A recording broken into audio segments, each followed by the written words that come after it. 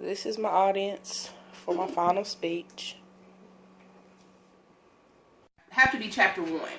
In chapter 1, we spoke about what public speaking was and how to build confidence. What is public speaking? Public speaking is you presenting information to an audience. Now, the audience, it could be as simple as doing a job interview. You could be presenting information or reports to your employer, or it could be go as far as you presenting information or your concerns to a city councilman. But utilizing the basic tools, you're gonna feel empowered. And what are those things? You gotta have your resources, you have to have your information, and what I feel is the most important, your attitude. Your attitude is how you come across to your audience. You know, how do you present this information? And using those, you're gonna use this process called critically thinking, or thinking critically. And all that is you actually taking the time and you're breaking down that information, those facts, and applying it to your speech. Now, one thing that stood out to me in the chapter is when it was said that being nervous is normal.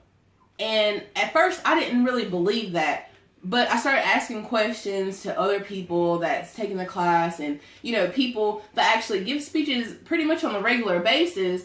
And I did learn that is a part of giving a speech. You are going to feel anxious. And the book, it defined your anxiety in 2 ways. It could be a state or a trait. And those traits, that's how you are normal. That's you and your normal self. That's your characteristics. That's who you are. In a state, that's you actually being anxious about the speech itself. And I feel like a lot of people are actually more nervous from actually giving the speech than beforehand. Now, I believe that it is a mental thing. This anxiety, it is mental. Now, another thing that stood out in the book, it said that whenever you're giving a speech and you have that anxiety, you have to remember that your audience, they can't see the nervousness. They don't see or they don't feel the nervousness that you have unless that's what you're bringing across. So that your heart beating out of your chest, your audience can't see that. And that's one thing that should put you at ease. And they also said to channel your anxiety. Use those thoughts that you have and use those to present your speech. Channel that anxiety that you have and turn it into positivity.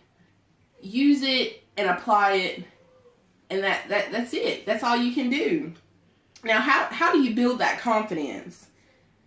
You build confidence, and this is a big issue, especially for me, procrastination. Do not procrastinate.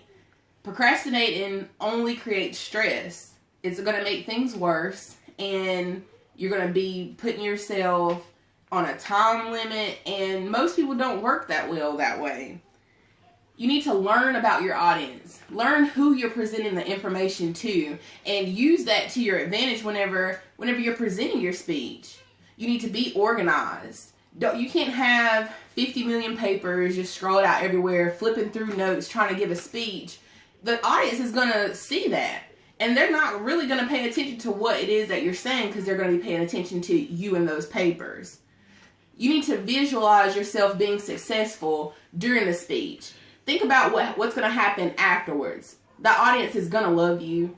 They're going to take in what it is you're saying, and they're going to apply that information that you're giving them to whatever it is that they need to.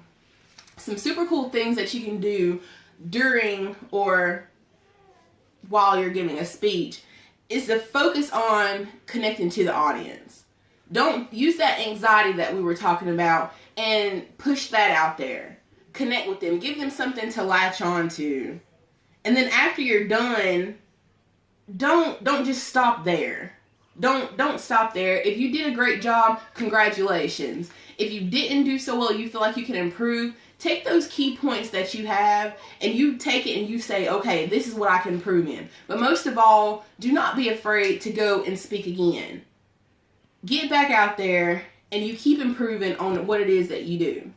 But for all these reasons, chapter 1 was my favorite chapter. It taught me so much, and I have learned to use and apply these things to my everyday life. Thank you for your time.